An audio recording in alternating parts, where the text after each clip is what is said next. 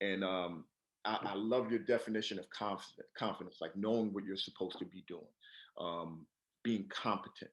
And one thing I want to ask you is how does someone like build confidence? Let's say you're an athlete or in life and you're not doing well, right? Or you don't have much to be confident about.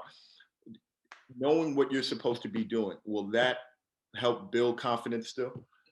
All right, so I love using examples. We Yeah. had a defensive end. He ended up being SEC Defensive Player of the Year. Mm, And on Friday, he stopped by my office, and we were getting ready to hit the road later that afternoon. And he said, "Coach, I got better this week." mm, Okay, all right, okay. I can't Everybody schedule says that. reminders in the past. Oh, When do you want to Siri. be reminded? No, Siri, stop. Siri's listening. Uh, so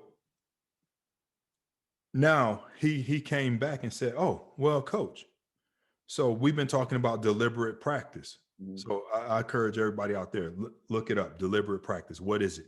What does it mean? How do you do it?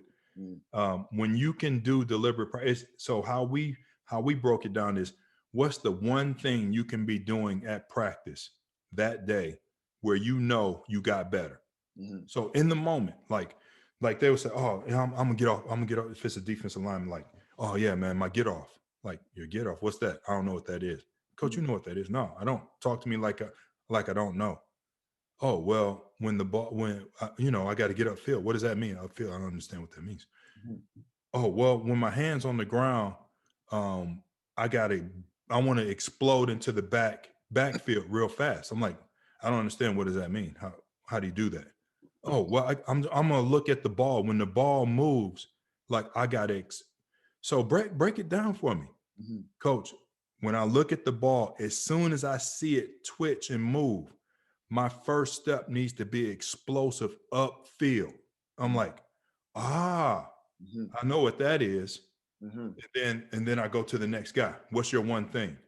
And so they would tell each other what's their one thing.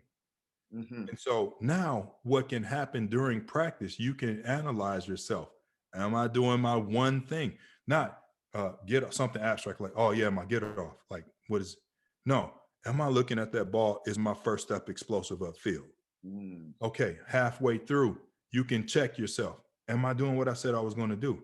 Oh yeah, I am. Or no, I'm not. But it's still time. yeah. At the end of practice, you can go, yep, I did it. I looked at the ball. My first step was explosive all day. The end result, I got a couple of sacks in practice. Okay. Now, so this player came to me on Friday and Mm, said, Coach, I got better this week. He broke it down. On Tuesday, my goal was to work on this, and I did this, and this is how I got better. On Wednesday, my goal was this, and this is what I did, and this is how I got better. On Thursday's practice, this is my focus. This is what I did. This is how I got better. Said, that's three things, coach. mhm. Yeah, And I went, wow. yeah. I was like, that's impressive because I couldn't do it. Mhm, I couldn't tell him at that point what were the three things I got better at. I wasn't doing what I wasn't doing. It didn't matter. It wasn't as important to me as it was to him. yeah, yeah, yeah. And so he had those three things. And I thought about it. I said, it's a 12-week season. That's 36 things. Mhm. Can anybody out there right now name the last 10 things you got better at? Mm, So you became more competent. mhm.